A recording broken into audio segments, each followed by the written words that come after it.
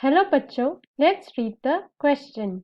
DNA fragments generated by the restriction endonucleases in a chemical reaction can be separated by option 1 polymerase chain reaction, option 2 electrophoresis, option 3 restriction mapping and option 4 centrifugation.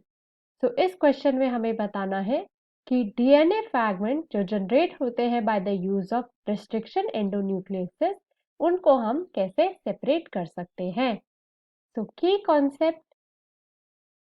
Concept for this question is separation of DNA fragments.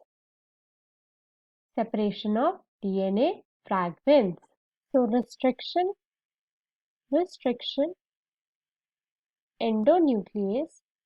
एंडोन्यूक्लियसेस हमारे enzyme होते हैं.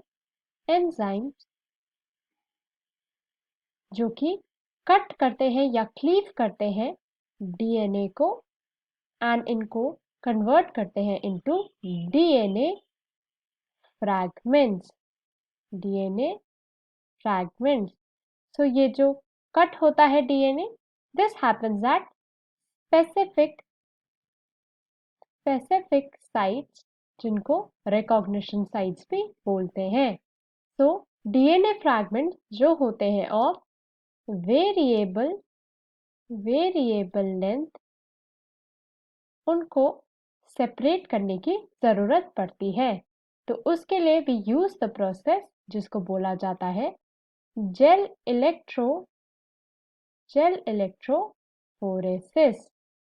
तो gel electrophoresis के process में हम use करते हैं matrix of jail जिसमें हम पुट करते हैं डीएनए फ्रैगमेंट्स.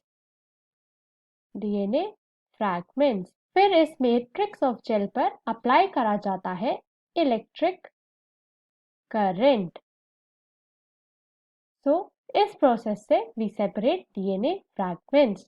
सो होता ये है कि हम एक कंटेनर में पुट करते हैं जेल एंड इस जेल में हमारे प्रेजेंट होते हैं डीएनए फ्रैगमेंट्स. तो इस जेल में हम ऑल्सो पुट करते हैं 2 इलेक्ट्रोड्स जिसमें one is anode that is negatively charged and one is cathode which is positively charged. तो जब इसमें इलेक्ट्रिक करंट अप्लाई होता है तो जो डीएनए फ्रैगमेंट्स होते हैं, डीएनए फ्रैगमेंट्स जो कि होते हैं नेगेटिवली चार्ज, वो हमारे धीरे धीरे मूव करने लग जाते हैं टूवर्ड्स द कैथोड. सो जो हमारे large size of DNA fragments होते हैं वो हमारे स्लोली मूव करते हैं, वेराज जो हमारे स्मॉल फ्रैगमेंट्स हैं वो हमारे फास्ट मूव करते हैं टूवर्ड्स द कैथोड. सो जो जेल होता है that acts like a sieve to separate DNA fragments. Whereas जो पीसीआर होता है जिसको हम बोलते हैं पॉलीमरेज चेन रिएक्शन, ये एक प्रोसेस होता है जिसमें हम एम्प्लीफाई करते हैं कोई पर्टिकुलर डीएनए सैंपल को. सो इस प्रोसेस से बनाई जाती है billions of copies of a specific DNA sample. And restriction mapping is the process जिससे हम रेफरेंस लेते हैं of restriction sites